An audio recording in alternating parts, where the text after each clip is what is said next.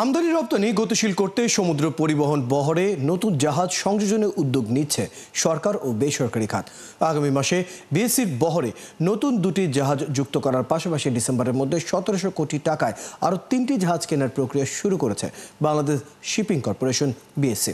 কর্মকর্তারা জানিয়েছেন, একই সাথে সরকারের শুল্ক হার প্রত্যাহার করে নেয়ার পর বেসরকারি পর্যায়েও জাহাজ কেনা শুরু হয়েছে। দুটি মাদার ভেসেল ও মাদার ট্যাঙ্কার কিনছে বেসরকারি দুটি প্রতিষ্ঠান।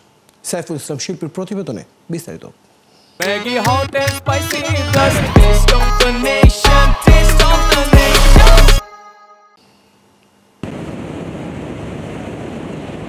বাংলাদেশ শিপিং কর্পোরেশন বিএসসির বহরে অক্টোবর মাসে যুক্ত হচ্ছে চীনে তৈরি দুটি বাল্ক ক্যারিয়ার। এ নিয়ে রোববারই সরকারের সাথে বিএসসির চুক্তি হচ্ছে। এদিকে চলতি বছরের ডিসেম্বরের মধ্যে আরও 3টি নতুন জাহাজ কিনতে বিএসসিকে নির্দেশ দিয়েছে সরকার। 3টি জাহাজ কেনার জন্য ১৭০০ কোটি টাকা দিচ্ছে সরকার। এছাড়াও চায়না থেকে নেওয়া হচ্ছে আরও 4টি জাহাজ। চায়না থেকে আরও 4টা জাহাজ আসার কথা আছে।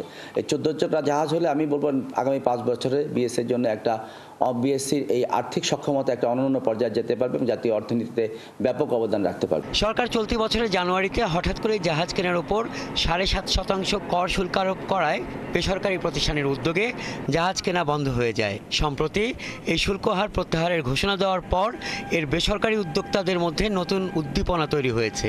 7.5% ভ্যাট ট্যাক্স যখন দিয়েছে, যার ফলে জাহাজের নতুন সংযোজন আমাদের কমে গিয়েছিল, প্রায় বন্ধ হয়ে গেছিল। বর্তমানে যখন এটা অব্যাহতি দেওয়া হয়েছে, 2টি কোম্পানি আগ্রহ দেখাচ্ছে।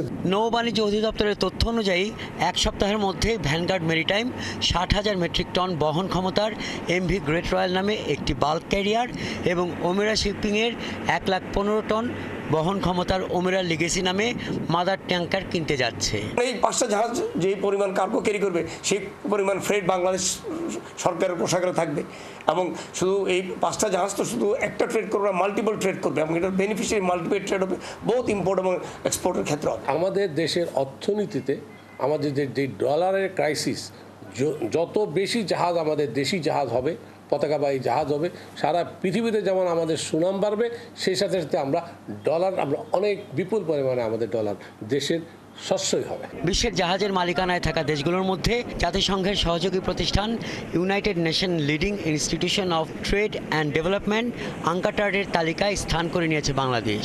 আন্তর্জাতিক এই সংস্থার সর্বশেষ প্রকাশিত তালিকায় বাংলাদেশের স্থান 35তম।